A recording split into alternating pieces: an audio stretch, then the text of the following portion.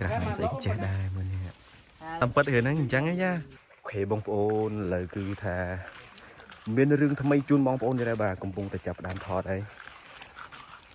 មិនដឹងថាមិនដឹងឯងគឺចង់លាក់បងប្អូនសិនអត់ទាន់ប្រាប់ថារឿងអីទេចង់ឲ្យ surprise បាញ់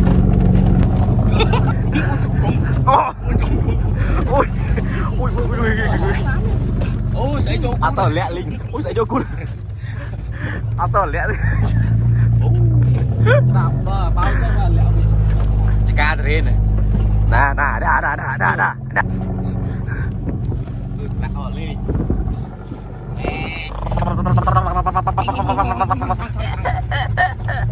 ទីបំផុតបានមកដល់ទីតាំងហើយបងប្អូនអូខេយើងចុះមើលអស់គ្នាឥឡូវយើងមកមើលទីតាំងថត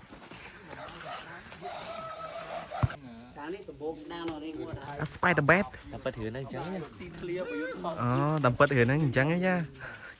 ងំខាត់เพลงខ្យល់បែរទៅបែរពូឡានហ្នឹងពូឡានអាកាកើមិនចង់ហែងគួយក្រោយសិនជីក្រោយវាសៅស្រួលខ្លួនមួយថ្ងៃហើយហាត់เพลงខ្យល់ម៉ែអីគេហាត់เพลงខ្យល់ម៉ែអីគេប៉ែបងប្អូនចឹងគាត់ទៅមានកម្លាំងបងប្អូនអូគាត់ទៅមានកម្លាំងចឹងបងប្អូនតែអស់កម្លាំងបាច់ទិញអីដើម្បីបើកម្លាំងឯងហាត់តែពេញចោលទៅប៉ែបាទអូជីងកាកើបើរយឯងមើលអញទៅផ្សារមកគេថាគេវាយខ្ទើយនៅផ្សារហើយមើលទៅវាយខ្ទើយមកប្រាប់អញអញអាយ៉ាត់ខ្លួនចាអញហ្នឹងឯងណែគេនៅអឺតលើមើលលើគុកគុកថត vlog អីនៅក្នុងចកាពូតរពនុនលំបាក់ហើយគេទៅក្រាស់ខ្ញុំអីក៏ចេះដែរមើលនេះមើលអីក៏ចេះដែរគេពណ៌ខ្មែរឡងអ្នកសែចំអ្នកសែហ្មង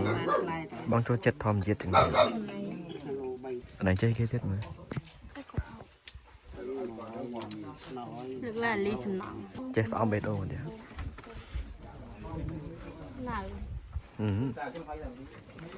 បងចេះបាត់ចេះបងបរៀនបងស្អមបេះដូងណៃខ្ញុំក៏បានងាយមើលវិញងាយមែនមើលអូឃ្លុំពីហើយខ្មៅហើយខ្មៅហ្មងជីខ្ជូតតែមកការឈុកមកឈុតហ្មងបោះអានេះអីសម្ញាក្តាប់សម្ញាមើលដើរឡើងចូលអូនសក់ជួរស្រោក្រាស់មិនស្អីចេះដែរមើលនេះអ្នកស្រីចាំតួចឹងកាត់ថាលងប្រហើយទីគាត់ហ្នឹងគេយកទៅផ្សារទៅតអេក្រាស់